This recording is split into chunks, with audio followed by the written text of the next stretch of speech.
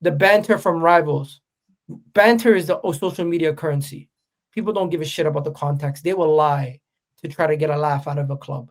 I've seen people post stuff that is actually just made up by a random account, and then it eventually gets all the way down to Gary Neville and friggin' I even seen Gary Lineker quoting an incorrect stat of Gyökeres on his podcast just because he's seen so many people reposting it on social media that Gyökeres only scores against bottom half of the table teams in Spain, or sorry, in Portugal. That's not even remotely true. If you look at it, how many goals he scored against the top half of the league, it's ridiculous. But guess what?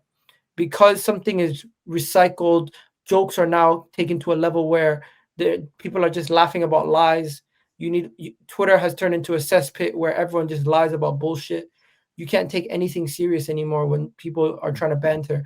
They just want to laugh about anything. And it's gotten to the point where Arsenal had 4 defeats last season. Yes, we had like 12 draws or however many draws we had, but people did not see too many times where we were down and about. People just want to see their rivals down. And Arsenal have the most hate because Manchester United, Spurs, Liverpool, Chelsea, all these guys have some reason to poke fun at us. And that main reason is because we have not won silverware recently. If we have won silverware, none of these guys would have a word to say to us. That's the reality.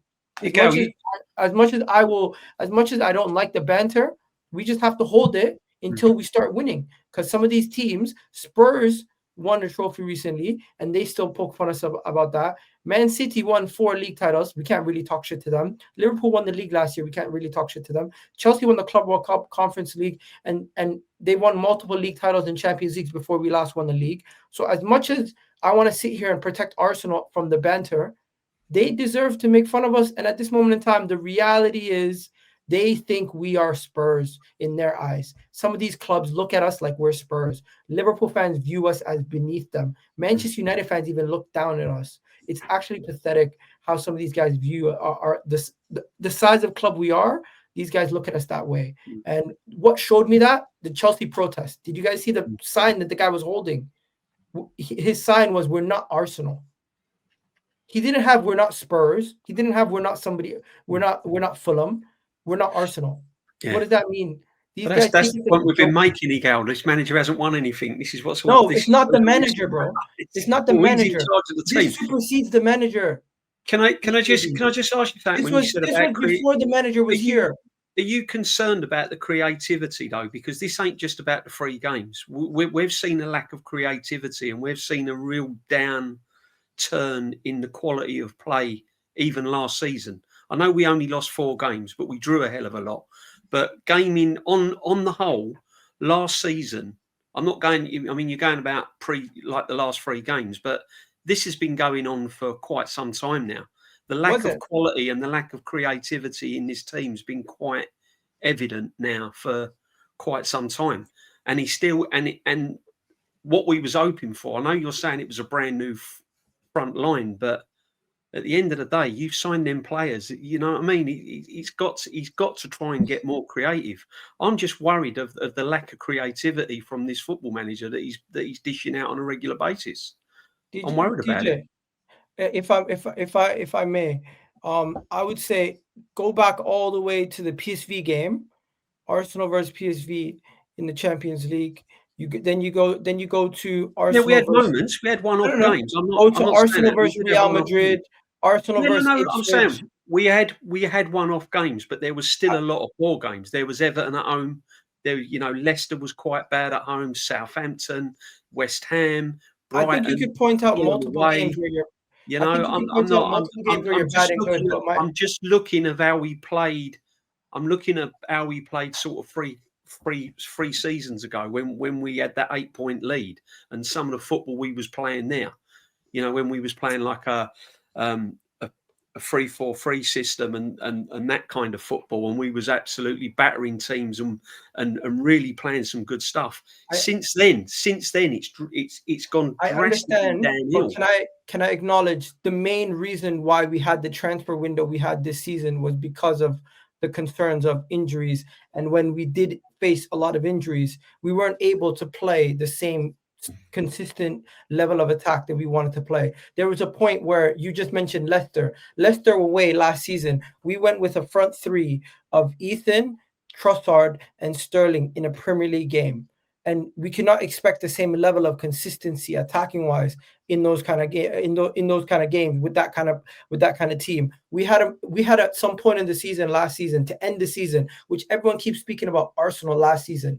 Last season we did not have a striker. Last season we did not have cover for Saka. Last season we did not have the level of squad depth we have this season, and the injuries that we had to the back end of last season crippled us to the point where we couldn't even play the attacking way that we wanted to. We were so poor. We were so poor against low blocks already.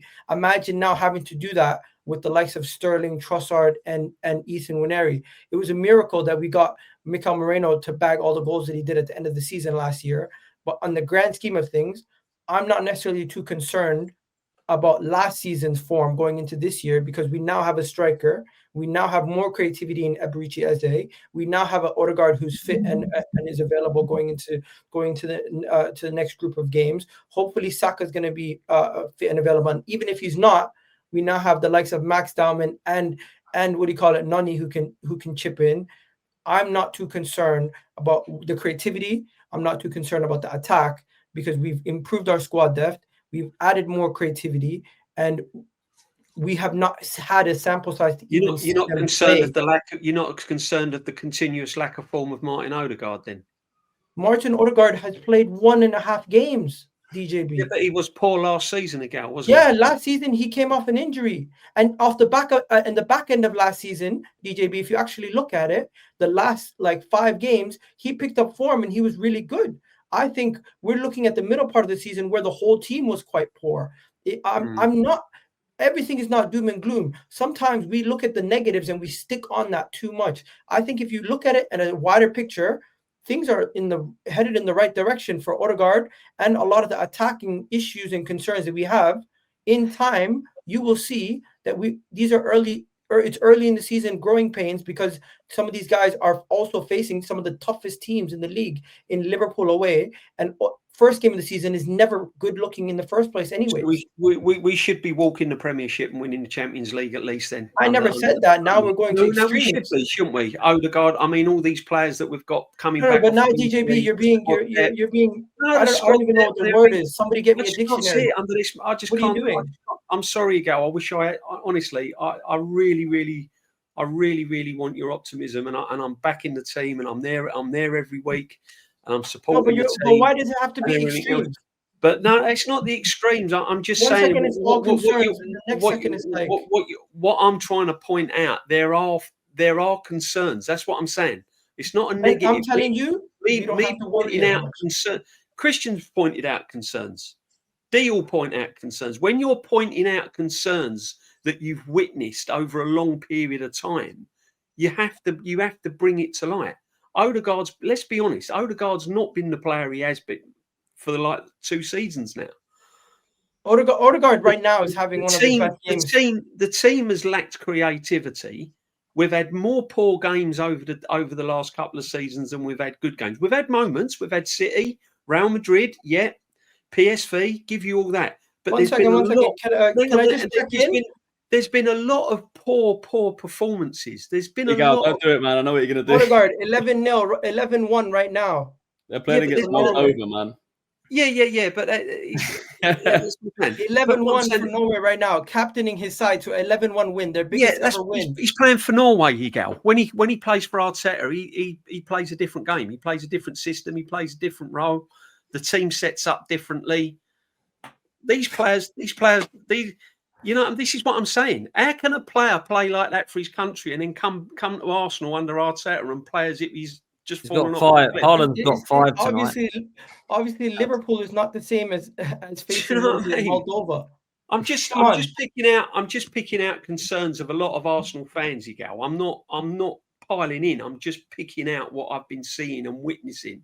You know, and it's not the same Arsenal team that I saw, 3-4 seasons ago. It's a completely different outlook. And what worries me is that we've signed all these players, and if the manager don't change the way he plays, and he doesn't get brave enough, and his in-game management is not improved, these players like Eze, like Yorkeres, they're all going to end up looking like Martinelli and people like that within games, and they will be open to criticism.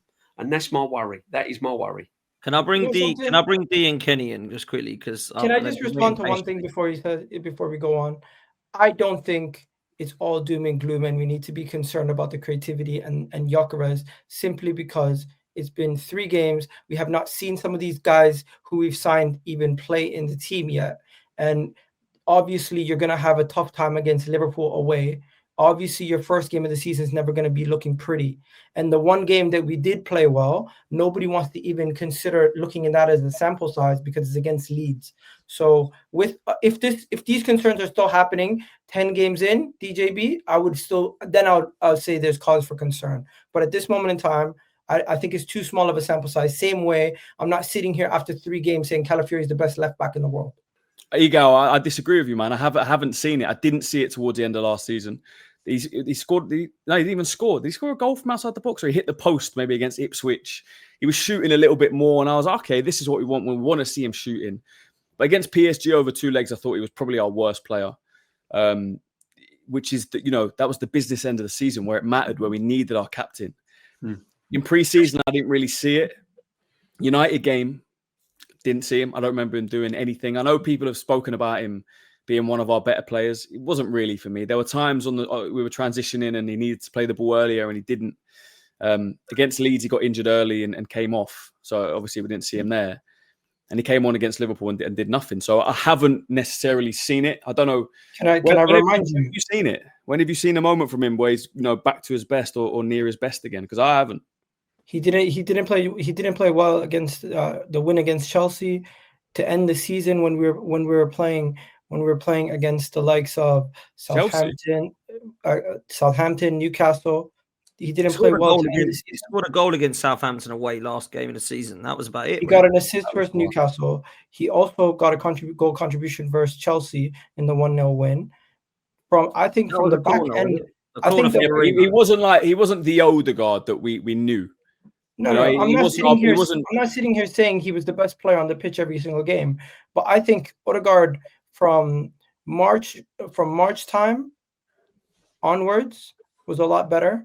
And I think he was a lot more creative. He was getting on the ball a lot more. He was crucial versus Real Madrid. As much as people think he wasn't that effective, he was crucial in setting up Saka's goal and helping get the ball to Moreno, keep the ball ticking in some of those games. Straws there, man.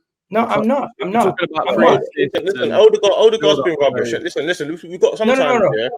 One second. You can call Odegaard rubbish, but I think listen. He's been terrible for a year and a half. It's very simple. We don't have to overdoing it. No, we're not overdoing it. We're not overdoing it. Wait. What we're doing? Ended the season off well. No, not everything needs an explanation. No, but bro, he ended the season off well. Not everything needs an over-analysis and a super explanation. He's playing terribly. It's as simple as that. He's not playing well. 7 and 7 is terrible. Listen, Arteta has got 3 hills that he will die on. Yeah, that his Arsenal career will live or die by. 1 is Martinelli, 2 is Havertz, 3 is Odegaard. Odegaard is our captain. 2 of those guys have been replaced. Odegaard, what do you mean 2 of the guys have been replaced? They're part of Havertz has been replaced with Gyökeres. Eze is going to replace Martinelli. Bro, they're part of our squad. So the fact of the matter is, you keep saying they've been replaced. Martinelli started at Anfield, so stop saying he's been replaced. He hasn't been replaced. Eze just came in through the door. What are you talking about? Listen. Martinelli has not been replaced yet until it's actually happened. As we're talking right now, Martinelli started against Anfield. What are you talking about? Okay. As we're talking about right now, today, Martinelli is our starting left winger until it changes. It hasn't changed yet. So do you honestly believe Martinelli's still going to start on? I thought Eze was going to start at Anfield and he didn't start. Who knows? Do you honestly know? Martinelli started. Said Eze would start. No one else thought Martinelli was going to start, and he started him. No, so you keep. But what I'm saying is, me and you are both naturally Arteta-ins, but we don't have to. You can criticize him and still be Arteta-in. I'm saying at Anfield, Eze should have started. So you're saying Martinelli's gonna he's been replaced. How has he been replaced if he's playing 70 minutes of the game? How's he been replaced? He Where's the didn't start. replacement? Whoop de doo. He didn't start versus Liverpool. But guess what? Who came on for Martinelli? Bro, stop talking about what you think he's gonna do and talk about what No. I'm asking you a question. Who came on for Martinelli? I'm telling you, stop talking about what you think he's gonna do. I'm not telling you what I think. I'm telling you a fact. Who came on for Martinelli? It doesn't matter. Why did he start? He didn't start because the manager didn't want to start him. But who came on for Martinelli? No, why did Martinelli start? Who came on for Martinelli, bro? Answer my question. I'm answering your goddamn question. Who came on for Martinelli? You're not. You're asking me a question with a question. I'm asking you, why did he start? I'm answering the question because the player who came on for Martinelly is the guy who's going to replace him. Same How way. do you know? You don't know this hasn't happened yet. We've seen this numerous times under Arteta. He does not go and right away start the player. He eases them in, brings them on, and the next thing you know, eventually that player comes and starts playing game time. Again, listen, why does Eze need easing in? I don't understand it. What you're doing, is you're saying something about someone else that hasn't happened. So what you're doing is basically you're trying to talk in the future for no reason. We all know that Eze was playing and he came to the club and he was ready to start Anfield. We had the whole speech. That was the perfect moment to play him, because if we're gonna we had the feel-good factor. We had the video that we all loved. He came out at the Emirates the week before. It was like, you know what? Unleash this guy. It's a time to unleash him. This is the perfect moment. And you kept him on the bench and we ended up losing the game. So you can't say, oh, the guy that's going to replace him when he hasn't been replaced. When he gets replaced, then you can say that. You can't say it yet. So I don't know why you keep saying it as if to say it's so obvious that it's going to happen. Like, if Havertz is fit, do you think Gyökeres plays every game? No, but we can all agree that Gyökeres has replaced Havertz's position. We can't agree that because we don't know. Why can't we? We've fully seen him start over him. Havertz is injured. Bro, even when Havertz was fit for the first game of the season, who started? Bro, that is not the point. The point I'm making to you is you cannot understand. You do not know what's going to happen because of Arteta, because he does things that Nobody knows what's going to happen. That's my Nobody point. knows what's going to happen even with Pep or any manager. But I'm simply saying it's pretty obvious who the starter is at striker. And I'm pretty sure we can all admit, based on the signing of Eze and where he came in when he first walked into the building versus Liverpool, he subbed in for Martinelli. I expect him to sub in for Martinelli and that's be his position. That's what we all thought at Anfield, bro. If you're saying Havertz has been replaced, Martinelli's been replaced, do you think Odegaard's position is under threat? Do you think no? Odegaard's still the starter. Odegaard's still the captain. Odegaard's still the right-sided 8, or whatever you guys want to call him. Yeah, but that's the problem, though. Sorry, D. Don't you think if the manager is being too stubborn and not have the balls to drop his captain because he's playing bad, do you think he's not being brave enough, and he's putting the team in jeopardy by not doing this? Because you got Nwaneri sitting on a bench as well. He got man of the match for the under-21s the other night, by the way.